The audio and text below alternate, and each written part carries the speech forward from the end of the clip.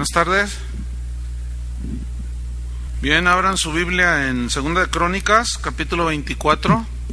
Segunda Crónicas 24. Y vamos a ver la vida del rey Joás, y pónganle así, el rey Joás, el rey que empezó bien y terminó mal. Empezar es fácil, ¿verdad? Cualquiera lo puede hacer, pero perseverar y terminar la carrera como se empezó mejor, ahí está el asunto. Y vamos a ver la vida de este rey y vamos a aprender unas cosas muy interesantes. Bueno, Joás fue aquel niño que escondieron, ¿se acuerdan? Cuando Atalía mandó exterminar a toda la raza real, a todos los descendientes del rey. Y bueno, llega al trono en el capítulo 24, versículo 1. De 7 años era Joás cuando comenzó a reinar. 7 años de edad, era un niño, ciertamente, pero él estaba avalado por un sacerdote, ¿sí?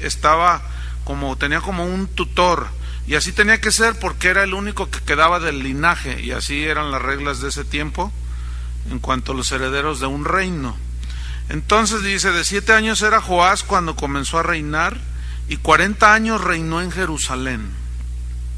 El nombre de su madre fue Sibia de Bérseba, versículo 2, e hizo Joás lo recto ante los ojos de Jehová todos los días de Joiada el sacerdote. La frase que dice aquí que Joás hizo lo recto, esa palabra viene del hebreo yasar, Y-A-S-H-A-R,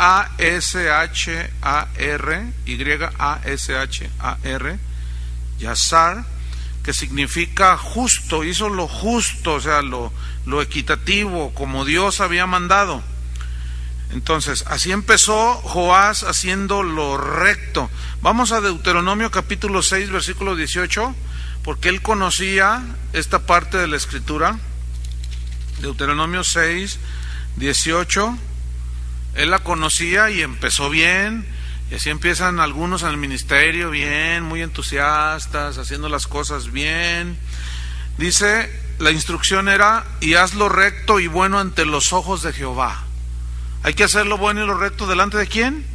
De Dios, porque si nosotros tratamos de hacer cosas para quedar bien con los hombres y que hablen bien de nosotros, o para dar una apariencia, pero Dios ve el corazón. Entonces, aquí la demanda de Dios era hacer lo bueno y lo recto delante de Jehová para que te vaya bien. ¿Quieren que les vaya bien a ustedes? Les pregunto. Hagan las cosas con la motivación correcta. Así de sencillo. Obedeciendo a Dios. Proverbios 11, versículo 10. Proverbios 11, 10 y 11 para que noten. Proverbios 11, versículo 10 y 11. Dice, Proverbios 11, 10, dice, en el bien de los justos la ciudad se alegra, en el bien de los justos, mas cuando los impíos perecen, hay fiesta. Versículo 11, por la bendición de los rectos, los que hacen las cosas rectas, honestas, la ciudad será, ¿qué? Engrandecida. Es decir, cuando un pastor, un ministro, un rey, un gobernador hace lo justo y lo recto, los beneficiados, ¿quiénes son? Son sus gobernados o sus pastoreados, en este caso de liderazgo espiritual cristiano, caso de un ministerio. Entonces, así empezó Joás, haciendo lo recto ante los ojos de Dios, y como consecuencia viene la bendición, viene el apoyo de Dios. Versículo 3 dice, y Joiada, sigo en 2 de Crónicas 24, 3, y Joiada, que era el sumo sacerdote de ese tiempo, era el que presidía el aspecto espiritual ahí en el pueblo de Dios, y Joiada, el sacerdote, tomó para él, o sea, para Joás, 2 mujeres y engendró hijos e hijas. ¿Por qué tomó 2 mujeres? Miren, ¿se acuerdan que en el capítulo 22 de Segunda de Crónicas, Atalía mandó matar a todos los descendientes reales? Entonces, ¿por qué el sacerdote hizo eso? Era una práctica que había en aquel tiempo y tuvo hijos e hijas para que hubiera gente que recibiera el reino. Era una práctica, ¿verdad?, que se daba en esos tiempos, y esa es la explicación bíblica. No tiene nada que ver aquí con un adulterio o cosas de esas, no, era por la situación que prevalecía en ese tiempo, y así eran las costumbres, ¿sí? Aquí no está hablando de adulterio ni de cosas de esas. Entonces, por eso es que anoten 2 Crónicas 22, versículo 10 y 11, ahí es donde está la razón del por qué Joiada tomó para Joás 2 mujeres y engendró hijos e hijas. Fíjense aquí cómo no habla de lascivia o de cosas de esas, porque tenía que tener descendientes, porque si no se detenía. En aquel tiempo los hijos heredaban el reino. Bien, versículo número 4. Después de esto aconteció que Joás decidió restaurar la casa de Jehová. Decidió, fíjate, es una decisión que él tomó de restaurar la casa de Dios. ¿Qué había pasado? Lo que en múltiples ocasiones sucedió. Habían descuidado la casa de Dios, habían descuidado la ley de Dios. Entonces surge este rey con un corazón para Dios, un corazón recto, y lo primero que hace es organizar y restaurar la casa de Dios. Pedro dice que el juicio comienza por la casa de Dios. Es decir, que es en la casa de Dios donde se debe manifestar la rectitud, la honestidad, la integridad. Desgraciadamente en estos tiempos eso está muy peleado, ¿verdad? Con hombres que han entrado impíamente y han hecho de las suyas dentro de la casa del Señor, ¿verdad? Entonces se necesita gente como Joás en este aspecto, decidirse por edificar la iglesia del Señor. Entonces se decide restaurar la casa de Jehová, lo mismo que hizo Nehemías, lo mismo que hizo Ezequías, Josías, ciertos hombres allí que Dios había levantado, y pues pídele a Dios que tú seas un restaurador, que te use para arreglar cosas dentro de la iglesia de Dios. Versículo 5, y reunió a los sacerdotes y los levitas, que eran los encargados de la ministración en la casa de Dios, y les dijo el rey: salid por las ciudades de Judá y recoged dinero de todo Israel, para que cada año sea reparada la casa de vuestro Dios. Fíjate, él era un rey que entendía que había que recolectar dinero entre el pueblo. ¿Para qué? Para el mantenimiento de la casa de Dios, ¿sí?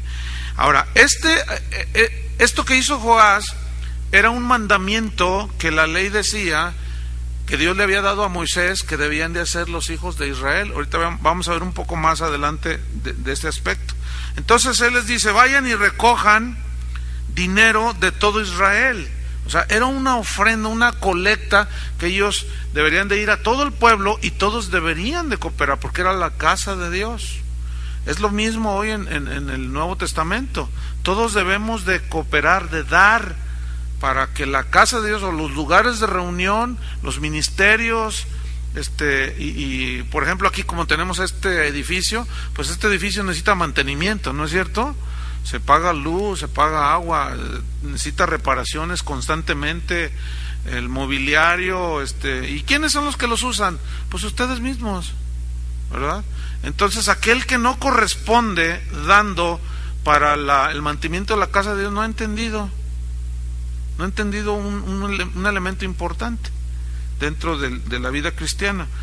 Entonces les encomienda esto, dice: y vosotros, les dice a los levitas y a los sacerdotes, poned diligencia en el asunto de ir y recoger la ofrenda a todo Israel. Pero fíjate lo que sucedió aquí, pero los levitas no pusieron diligencia. O sea, eran de ese tipo de ministros que, no, ¿para qué no? Así, y no pusieron diligencia en lo que era su ministerio. Si tú de verdad quieres ser usado por Dios, tienes que ser fiel en lo poco, para que Dios te ponga en lo mucho. Muchos anhelan lo grande, lo que llama la atención, pero no son capaces de ser fieles a veces ni siquiera en la puntualidad. Hay una parábola en Mateo capítulo 25 del 14 al 30 que es la parábola de los talentos, ¿la recuerdan? Cómo el Señor les repartió a unos 5 talentos, a otros 2 y a otro 1, y dice según su capacidad. No todos tenemos la misma capacidad. Hay gente que tiene capacidad para pastorear solamente 50 personas, esas que las lleve directo al cielo en el camino cristiano. Hay otros que tienen capacidad para 500, otros 5,000, 10,000, qué sé yo, y capacidades de todo tipo. Eso simboliza aquí la parábola. Pero luego habla de que al que le entregó 5 los multiplicó y le regresó otros 5, entonces eran 10, y dijo: bien, buen siervo y fiel. Y luego llegó el que le había entregado 2 talentos y le dijo: Señor, aquí tú me entregaste 2, entonces aquí te entrego otros 2 multiplicados. Bien, buen siervo y fiel. ¿Qué va a juzgar Dios? ¿La cantidad o la fidelidad? La fidelidad. Pero porque luego llega uno al que le había entregado un solo talento y dice: no, pues yo lo escondí, no hice nada. Entonces el Señor dice: quítenle ese talento a este siervo malo y negligente. Entonces el ministro de Dios, los que servimos a Dios, los cristianos, debemos ser gente diligente en lo que hace. Mira, lo que hagas, por favor, por el nombre de Jesús, hazlo bien, lo mejor que puedas. Y si trabajas limpiando el patio qué sé yo, y la plaza de armas ahí en el centro de Guadalajara, bárrela bien, por el amor de Dios. Los grandes hombres como Benito Juárez, como Franklin, como hombres en la historia, casi todos se distinguen porque empezaron desde nada y llegaron a ser algunos de ellos presidentes de sus países. Yo estaba leyendo la biografía de Benito Juárez, que es uno de los héroes pues más respetados en nuestro país, y es impresionante ese indígena cómo no sabía ni leer, pero él empezó queriéndose superar, y todo lo que hacía lo hacía bien. Llegó a ser presidente de México, casi nada. ¿Por qué? Porque el que es fiel en lo poco es puesto en lo mucho, ¿verdad? Entonces estos no fueron diligentes. Entonces cuando alguien no es diligente en lo que tiene que hacer, sea una empresa, lo que sea aplicándolo a una iglesia, hermanos, no funciona. Veamos lo que sucede, versículo 6. Por lo cual el rey llamó al sumo sacerdote Joiada y le dijo: ¿por qué no has procurado que los levitas traigan de Judá y de Jerusalén la ofrenda que Moisés, siervo de Jehová, impuso a la congregación de Israel para el tabernáculo de reunión? Esto está en Éxodo 30, versículo 11. Esa es la ofrenda que Dios le había mandado a Moisés. ¿Por qué no has procurado?, le dice. ¿Por qué no has tratado con los levitas? Y aquí hay un principio. ¿A quién le reclamó el rey? A la cabeza. ¿Quién era la cabeza ahí? El sumo sacerdote. Y le reclamó y le dijo: oye, espérame, ¿por qué no has procurado? No le reclamó a los levitas irresponsables. ¿Le reclamó a quién? Al encargado, al responsable. Ya lo hemos visto ese principio en otras ocasiones. Cuando un equipo de fútbol no funciona, ¿sobre quién se van? ¿A quién le piden cuentas? Al entrenador. Un restaurante no funciona, van sobre el gerente. Una iglesia no funciona, ¿y sobre quién se va el Señor? Sobre el pastor. La prueba está en las 7 iglesias de Apocalipsis. Escríbele al ángel, o sea, al pastor de la iglesia, al pastor, al responsable. Pero los que son esposos, ¿cuántos son esposos? Si tu familia no funciona, por más que digas: esta vieja que me tocó, no, ¿cuál vieja? No, a ti te va a pedir cuentas el Señor. ¿Por qué? Porque eres la cabeza. Eres la cabeza. No les gusta eso a los varones, ¿verdad? Cuando Eva desobedeció, ¿a quién le pidió cuentas el Señor? ¿A Eva? ¿Le reclamó a Eva? ¿A quién le reclamó? Adán. ¿Por qué? Porque así es el principio. Así es que, varón, si tú dices, no, pues es que mi esposa, no, que mis hijos, y echando la culpa a todo el mundo, eres un seguidor de Freud, que decía que eres eres una consecuencia de las circunstancias que te rodean.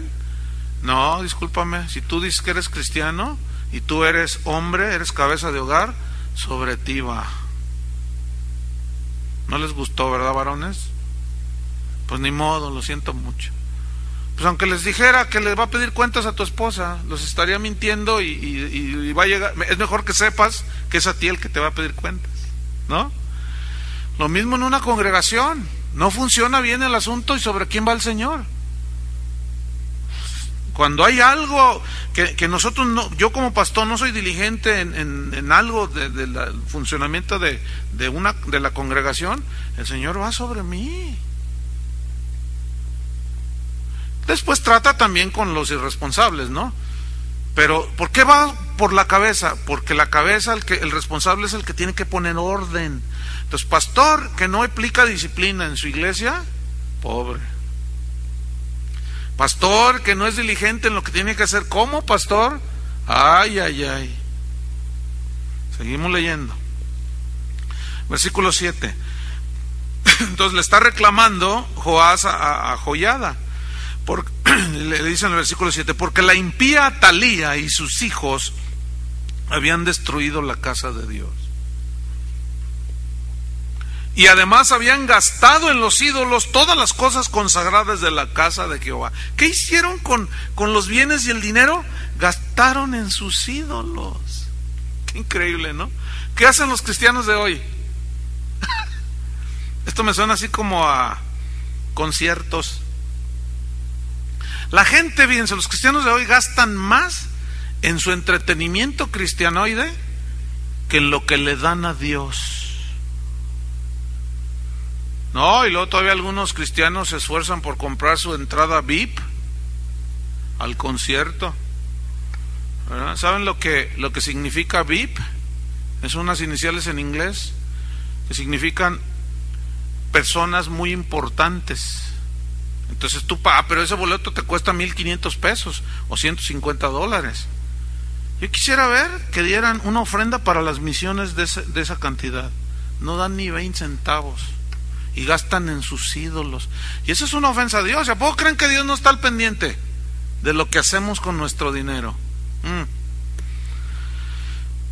Versículo 8. Mandó pues el rey que hiciesen un arca para recoger la ofrenda para el mantenimiento del templo, la cual pusieron fuera a la puerta de la casa de Jehová, e hicieron pregonar en Judá y en Jerusalén que trajesen a Jehová la ofrenda que Moisés, siervo de Dios, había impuesto a Israel en el desierto. Fíjense, era un impuesto que debían pagar, era obligatorio.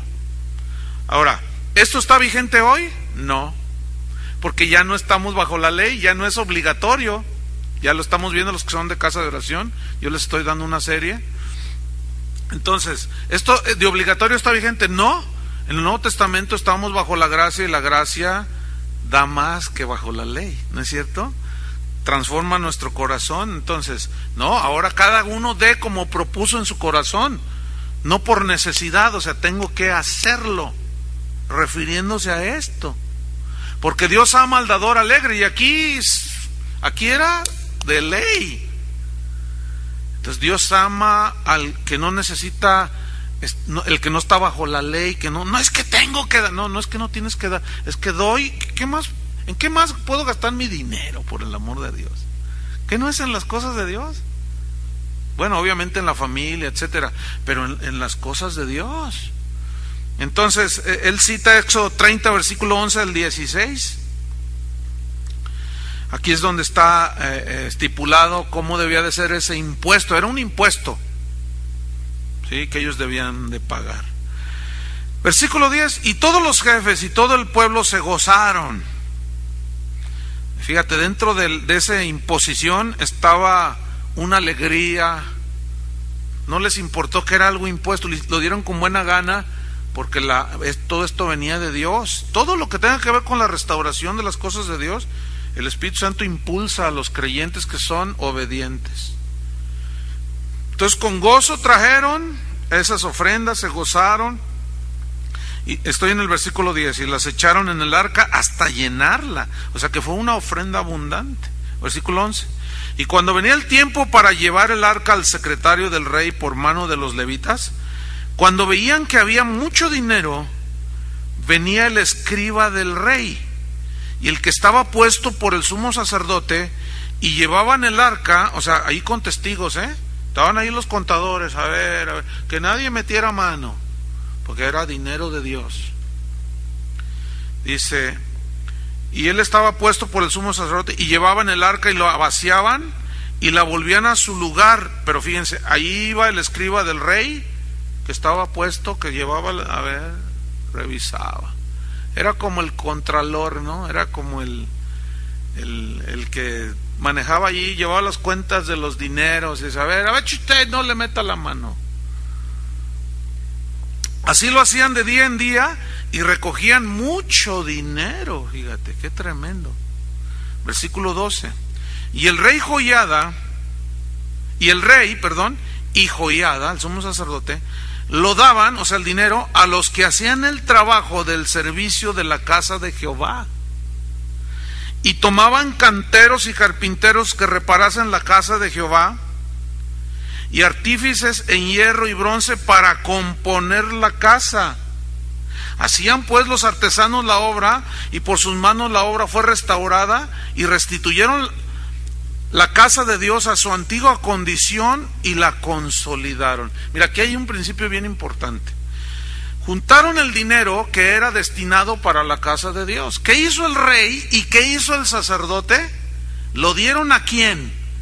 A los albañiles, a los carpinteros. Es decir, usaron el dinero para lo que pidieron que dieran y que fuese usado. Ahora, cuando en un gobierno se dan las partidas, por ejemplo, que tantos millones de pesos para carreteras, tantos millones para obras públicas, tantos millones para obra social, tantos millones para... Entonces, son partidas que están destinadas a ciertos rubros que el gobierno, los gobernantes, etcétera, deben de usar ese dinero para lo que se destinó. Ahora, si una partida que está destinada para, por ejemplo, reparación de calles, 50 millones de pesos, y esas las usan para los viajes de los diputados, ese dinero, eso es un delito. Se llama peculado. Claro, pues no les hace nada, ¿no? Pero, ¿sabían ustedes que en la casa de Dios, en el ministerio, desgraciadamente se da el mismo delito, peculado? Es tan común que se recoge una ofrenda para comprar el terreno que está al lado. Y ándenles, y ahí están, y el pastor, ándenles hermanos, miren que la visión. Entonces, ¿cuánto cuesta? Pues que $1,000,000. Y a ver hermanos, y ahí están dando la gente. Nunca compraron el terreno. El pastor se compró carro, se compró casa. Eso se llama peculado. Ese es un delito en las leyes naturales del hombre. ¿Cuánto más delicado es en la casa de Dios, hermano? Pero ¿saben que eso es tan común? Ustedes no se imaginan la de correos que recibo preguntándome si está bien lo que está haciendo el pastor de su iglesia, de los que me mandan los correos. Pastor, se recogió una ofrenda para pintar la fachada de nuestro templo, dicen, o auditorio que está grande. Nunca la pintaron y usaron el dinero, pues, se fue de vacaciones la hija del pastor. Ah, qué bonita la muchacha. Eso es una injusticia, hermanos. Escúchenme bien los que nos siguen por internet, y si hay pastores, y si no, pues llévele al pastor esta enseñanza. Escúchenme, pastores, líderes, gente que quiere servir a Dios. Cuando se recoja una ofrenda para cierta cosa, debe ser usada para lo que se pidió esa ofrenda. ¿Cuántos dicen amén?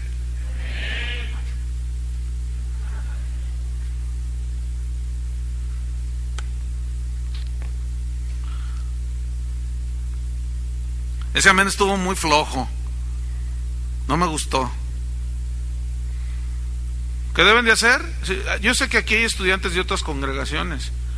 Usted tiene el derecho de ir con el pastor y decir: oiga, pastor, discúlpeme, se pidió una ofrenda para arreglar el piso y no se ha hecho, se llegó a la cantidad. ¿Dónde está? No, que yo soy el siervo tranza, ¿cuál? No le diga así tampoco, ¿no? No, pero usted piénsela bien, ¿en qué lugar está? ¿Les gusta que nuestros gobernantes hagan peculado con el dinero, los dineros? A mí me enoja, me molesta. ¿Cuánto más el dinero de Dios, hermanos? El dinero de Dios debe de ser distribuido con integridad y limpieza, hermanos, para lo que es. Manipulación y malos manejos, Dios lo va a tratar y va a pedir cuentas. ¿Cuántos dicen amén? Voy a dormir a gusto esta noche. Bueno, sigo en el versículo 14. Y cuando terminaron de la restauración, trajeron al rey y a Joiada el sacerdote lo que quedaba del dinero. Me gusta esto. No se lo quedaron. ¿Qué hicieron? Lo trajeron. Se lo trajeron al rey y al sacerdote. Era gente honesta. Dijeron, pues ya está, mira qué bonito quedó todo esto, pero sobró esto. E hicieron de él, o sea, de ese dinero, con ese dinero, utensilios para la casa de Jehová. O sea, todo lo invertían en lo que debería de ser invertido. Todo lo que un ministro, la iglesia haga, tiene que ir alrededor del ministerio que están haciendo, pero siempre con la visión espiritual. No se trata de hacer construcciones suntuosas, no se trata de eso. El énfasis es la gente, pero se necesitan cosas, se necesitan instalaciones, ¿no es cierto? Pero no debe de haber esos malos manejos que son muy comunes. Pues aquí en este episodio de este rey, de la vida de este rey, era gente honesta. Entonces tomaron lo que había sobrado, hicieron utensilios para el servicio, morteros, cucharas, vasos de oro y de plata, para todo lo ceremonial que ellos tenían que hacer. Y sacrificaban holocaustos continuamente en la casa de Jehová todos los días de Joiada. O sea, ese sacerdote, después de la reprensión del rey, tomó control. Dijo, no, sí, estoy mal. Y tomó control del asunto. ¿Qué hizo? Cumplieron la obra. Ahora, dice que eso se hizo todos los días de Joiada. O sea, este sacerdote cumplió. Vamos a ver lo que viene a continuación, versículo 15. Mas Joiada envejeció y murió lleno de días. Esto significa que murió en paz, contento en su corazón, viejito, de 130 años era cuando murió. Pero con el gozo de Dios de haber sido fiel, le esperaba la corona que Dios le va a dar a los fieles. Y se murió el viejito. Pero ¿qué sucedió con el rey? Versículo 16, y lo sepultaron en la ciudad de David con los reyes. Fíjate, con los reyes. Por cuanto había hecho bien con Israel, y para con Dios y con su casa. Todo lo que hizo este sacerdote, fidelidad hasta el final. Me gusta esa parte. Pero, versículo 17, vean lo que sucede a continuación. Muerto Joiada, vinieron los príncipes de Judá y ofrecieron obediencia al rey, y el rey los oyó. O sea, se empezaron a aliar. Ya no había un hombre que le aconsejara, un hombre de edad, de experiencia, temeroso de Dios, y el rey como que dijo, bueno, pues sí había rectitud en él, pero mientras no haya alguien a quien te esté aconsejando y te esté llevando por el buen camino, como que dijo, bueno, pues ahora yo voy a hacer lo que quiera, ¿no? Y los oyó, dice, versículo 18, y desampararon la casa de Jehová, el Dios de sus padres. Fíjate, de lo que se ocupó mientras Joiada vivía, en cuanto muere, adiós. Es como el hijo que se porta bien mientras que el papá, que es muy rico, está ahí y se porta bien. No, sí papá, no, sí estudia y todo. Y un día se muere el papá y le deja toda la herencia. Ahora sí, dice, y deja la universidad, deja todo y gasta su dinero. ¿Cuál hijo pródigo? Despilfarrador. Eso significa pródigo, despilfarrador. Entonces fíjense lo que hace este rey. Desampararon la casa de Jehová, el Dios de sus padres, y sirvieron a los símbolos de acera y a las imágenes esculpidas. Es increíble, ¿no? ¿Cómo nomás no hay una figura que represente autoridad y que te guíe en los caminos de Dios, y luego te sales? Por eso a muchos no les gusta tener una imagen de autoridad, porque quieren hacer lo que quieren, terminan adorando ídolos, terminan haciendo lo que hicieron, lo que hizo este rey. Por eso es bueno estar siempre bajo la supervisión pastoral. Ese es un principio en la Biblia. A la vez el pastor, como nosotros, o en mi caso, gente que está allí, como el hermano Pablo, toda la vida ha estado ahí. Dice, entonces la ira de Dios vino sobre Judá y Jerusalén por su pecado. ¿Qué vino como consecuencia? El enojo de Dios. Claro. ¿A poco creen que Dios está muy contento con la iglesia del siglo XXI, hermanos? Pero para nada, Versículo 19. Y les envió profetas el Señor, para que los volviesen a Jehová, los cuales les amonestaron, mas ellos no los escucharon. ¿Qué les envió? Profetas. ¿Sabes cuál era la labor de un profeta en el Antiguo Testamento? Siempre era reprensión del pecado del pueblo. Siempre. Que veas un profeta en el Antiguo Testamento, y aún en el Nuevo, Juan el Bautista es el prototipo fue el último de los profetas. Siempre era reprender el pecado, no como los profetillas de almohadilla de hoy, que se dedican a profetizar bienestar para el 2009. Todo te va a ir bien, tu negocio. Esos son profetas de pacotilla y de almohadilla. Profetillas. Profeta o hombre que se diga que es profeta y no reprende el pecado del pueblo, escúchenme, no es profeta. Así de simple.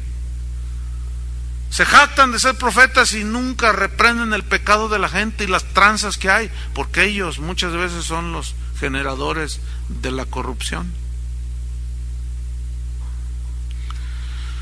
Qué triste esto. Les envió profetas y no hicieron caso, no los escucharon. Así es hoy, hermano. Hay muchos que andan hablando allí de verdad en el nombre del Señor y no le gusta a la gente. ¿Por qué? Porque les reprenden sus corrupciones y sus pecados. Y quieren volver a la iglesia, a los caminos de Dios, y se les ponen en contra. Hoy recibí un correo de esos que te amenazan. Pero ahí verán cómo estoy temblando. No voy a poder dormir hoy. Dice, vas a ver lo que te voy a hacer. Ay, sí que me va a hacer. ¿Vieran cómo? No, por favor, bueno, no me estoy tampoco, bueno, estoy haciendo lo que hace Elías. Estoy usando el sarcasmo, ¿sí? Como si, ¿qué se creen dioses o qué estos? O sea, esto que yo hablo por ejemplo, lo que acabo de decir del peculado, olvídate, no, pues esto les pisa el callo a un montón de delincuentes que están metidos en las iglesias, en el ministerio, no les gusta. Entonces dicen, no, vas a ver, te voy a investigar, investígame todo lo que quieras, yo tengo nada que esconder. Ahora, si alguien acusa, pues que lo prueben, yo no me voy a defender, porque yo no tengo nada que defender. Mi defensa es Dios. Así de simple. Yo no tengo miedo a nadie. Y trato de hablar las cosas como son. Así las ven en la Biblia, ¿sí? Pero a veces hay que pagar un precio, Y vean lo que pasó. Entonces no escucharon, versículo 20. Entonces el Espíritu de Dios vino sobre Zacarías, hijo del sacerdote Joiada. Vino sobre él, y puesto en pie, donde estaba más alto que el pueblo, les dijo: así ha dicho Dios. Esa frase hoy es muy manipulada. Así dice el Señor, pero te dicen cosas que Él nunca dijo. Porque el así dice el Señor, siempre que lo ves en la Biblia, así dice el Señor, es reprensión de pecado. La gran mayoría de las veces que dice así dice el Señor, es Dios reprendiendo a su pueblo. Y aquí está otra vez, y ahora dice así dice el Señor: prosperarás, todo se arreglará. Crisis, eso lo dicen los profetas de la negativos que andan por allí. No, Dios te vaticina, no lo dicen así, ¿no? Yo establezco y decreto bendición para tu vida en el 2009. Miren, acuérdense de esto, en enero, cuando empiezan las clases, yo les voy a dar las páginas de todos esos agoreros. Profecía por el apóstol no sé qué para el 2009. Hagan de cuenta Walter Mercado. Fíjense, y los vamos a seguir durante el año para que vean que todo lo que dicen no se cumple. Pero la gente siempre no toma en cuenta eso. Le gusta que le hablen bien. Los que consultan a los agoreros, ¿qué esperan que les digan? Que todo bien, ¿no es cierto? ¿Y con quién me voy a casar? ¿Y quiero un trabajo? Lo tendrás. Y así hay un montón de profetas agoreros, impresionante. Pero Zacarías dice: así ha dicho Dios. ¿Por qué quebrantáis los mandamientos de Jehová? Ahí está, ¿ven? Ahí está la reprensión, hermanos. No os vendrá bien por ello. Ahora, ¿qué pasó? ¿Le gustó al rey? ¿Le gustó a sus compinches que estaban ahí con él? Vamos a ver que no les gustó. Porque por haber dejado a Jehová, Él también os abandonará. Versículo 21. Pero ellos hicieron conspiración contra Él, y por mandato del rey lo apedrearon hasta matarlo en el patio de la casa de Jehová. ¿Se acuerdan cuando a Jesucristo le querían hacer lo mismo, lo querían matar? Mateo 23, versículo 35. Jesús dijo, como a Zacarías que lo mataron en el atrio del templo. Así que mataron, profetas que les envié, profetas que mataron, no hicieron caso. Les tocamos flauta y no bailaron. Les endechamos y no se pusieron tristes. Y les envié un profeta y otro y otro, y a todos los ponían en polvareda. Los correteaban, unos los mataban, otros los partían encima, los metían al calabozo. ¿Por qué? Porque no les gustaba que los confrontaran con su pecado. Y exactamente lo mismo es el día de hoy, hermanos. Qué triste. Versículo 22. Matan a Zacarías. Así el rey Joás no se acordó de la misericordia que Joiada, padre de Zacarías, había hecho con él. ¿Qué había hecho con él, hermanos? Lo había guardado y protegido cuando este era un bebé. Eso se llama gente malagradecida. No se acordó. Antes mató a su hijo. Mira nomás en lo que terminó. Quien dijo al morir, o sea, Zacarías mientras era apedreado dijo al morir: Jehová lo vea y lo demande. Hermanos, Jehová nos ve. Jehová ve todo, Dios ve todo y lo demandará. Amén. Versículo 23, para irnos sobre el final. A la vuelta del año, fíjense cómo no sucedió inmediatamente. A veces pasa un año, a veces 2, a veces 5, pero llega. Llega, tarde o temprano tu pecado te alcanzará. A la vuelta del año subió contra él el ejército de Siria, y vinieron a Judá y a Jerusalén, y destruyeron en el pueblo a todos los principales de él, y enviaron todo el botín al rey a Damasco. Porque aunque el ejército de Siria había venido con poca gente, fíjense, Jehová entregó en sus manos un ejército muy numeroso. Por cuanto habían dejado a Jehová, el Dios de sus padres, así ejecutaron juicios contra Joás. El rey que empezó bien y terminó mal. Vean lo que dijo Pablo para terminar. 1 Corintios 9, 24. Vamos a ver lo que dijo Pablo aquí. 1 Corintios 9:24.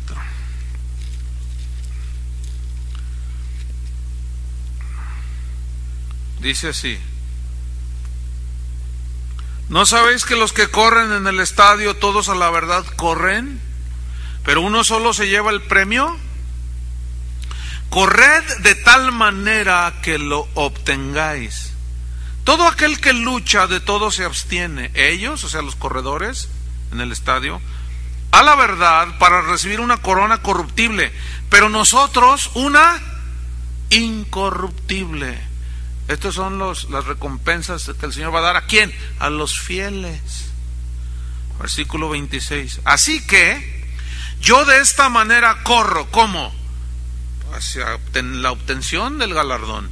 No como a la aventura, a ver qué sale. No. De esta manera peleo. Y pone la figura de un corredor y de un boxeador. Pero no como quien golpea al aire. No. Versículo 27, sino que golpeo mi cuerpo. Eso no significa algo literal, sino es algo simbólico, ¿no? Que lo sujetaba de sus pasiones, de sus anhelos terrenales, etcétera. Sino que golpeo mi cuerpo y lo pongo en servidumbre. No sea que habiendo sido heraldo para otros, yo mismo venga a ser eliminado. No de perder su salvación, sino eliminado de la carrera del ministerio. Hoy hay gente que sigue en el pastorado. Fueron tranzas, adúlteros, un montón y siguen todavía ahí. Esos no van a recibir premios, esos están descalificados, porque no corrieron conforme a las reglas de la carrera. Otro versículo finalmente, 2 Timoteo 4. 2 de Timoteo 4, versículo 1. 2 Timoteo 4, 1. Dice: te encarezco delante de Dios y del Señor Jesucristo, o sea, como testigos, que juzgará a los vivos y a los muertos en su manifestación y en su reino. Timoteo, versículo 2. Que prediques la palabra. ¿Que prediques qué? ¿La última moda psicológica? La palabra, hermanos, la palabra. Que instes a tiempo y fuera de tiempo, es decir, dales con todo, en todo tiempo. Y luego dice, ¿qué debería de hacer con la palabra? Redarguye, es decir, sácales a colación las torceduras que traen. ¿Cómo la iglesia se puede ir desviando? Y siempre trata de encarrilarlos y meterlos a la obediencia de la palabra. Redarguye, reprende, exhorta con toda paciencia y doctrina. O sea, la doctrina bíblica. La manera de hacerlo es a través de la palabra de Dios, confrontándolos, ¿cómo? Con la palabra de Dios. Versículo número 3, la razón de por qué debe de ser así. Porque vendrá tiempo cuando no sufrirán la sana doctrina, o sea, no soportarán oír la sana doctrina, no les gusta, y como en los tiempos de Joás, que les dijo su verdad Zacarías, no les gustó. Vendrá tiempo, dice, cuando no soportarán oír la sana doctrina, sino que teniendo comezón de oír, se amontonarán maestros conforme a sus propias concupiscencias, y apartarán de la verdad el oído y se volverán a las fábulas. Pero tú sé sobrio en todo, ecuánime, soporta las aflicciones, haz obra de evangelista, o sea, predícales el evangelio, cumple tu ministerio. ¿Se acuerdan de Joyada? Le bajó, pero luego cumplió. Versículo 6, porque yo ya estoy para ser sacrificado. Pablo sabía que iba a morir como un mártir, y el tiempo de mi partida está cercano. Vean lo que dice, ¿eh? Y de esto hazlo un deseo, que no lo cambies por un plato de lentejas, ni por 30 monedas de plata. He peleado la buena batalla, he acabado la carrera, he guardado la fe. Por lo demás me está guardada la corona de justicia, la cual me dará el Señor juez justo en aquel día. Y no solo a mí, sino también a todos los que aman su venida. Joás, el rey que empezó bien y terminó mal. Todos ustedes empezaron bien, la mayoría, pero ¿cómo vas a terminar? Yo he hecho de esto una meta Por eso tenemos que golpear el cuerpo en este sentido, ¿verdad? Sujetarnos a la obediencia de la palabra, caminar en la palabra de Dios, escuchar las reprensiones del Espíritu Santo. Y si algo se quiere salir del camino, volverlo al camino otra vez, aunque esto no les guste a algunos. ¿Estás dispuesto a terminar la carrera? Bueno, nos veremos en unos 15, 20 años, no sé. Vamos a ver cómo Dios, pero el que se encomienda a la gracia de nuestro Señor Jesucristo terminará. Si eres obediente, si somos obedientes, si somos nobles de corazón, andamos en lo recto, en lo justo, Dios sabe guardar los suyos. Amén. Y aquel que es poderoso para guardarnos sin caída, nos guardará hasta el día de Jesucristo. Así debemos de terminar la carrera, hermanos. Oremos. Señor, te damos gracias porque esta lección de la vida de este rey nos enseña, nos ministra, nos exhorta, nos reprende, nos redarguye. Ayúdanos, Señor, ten misericordia de nosotros. Sin tu ayuda, sin tu favor, sin tu gracia, no podemos, Señor, terminar la carrera. Pero para eso se requiere rectitud de corazón, pureza de corazón, corazón justo. Danos ese corazón, Señor, fórmalo dentro de nosotros. Perdona nuestras desviaciones, Señor, las cosas que a veces seguimos de nuestro torcido corazón, pero que siempre que escuchemos tu palabra, Señor, rectifiquemos el camino y volvamos a la senda, a las sendas de Dios. En el nombre de Jesucristo oramos, Señor, por aquellos ministros que hacen peculado con el dinero de tu casa, aquellos que se desvían, que tengan misericordia, Señor. Tú te complaces en hacer misericordia, Señor, para el que se arrepiente, y darás el pago y no tendrás por inocente al culpable. En el nombre de Jesús, guárdanos, Señor. Nos encomendamos a la palabra de tu gracia. En el nombre de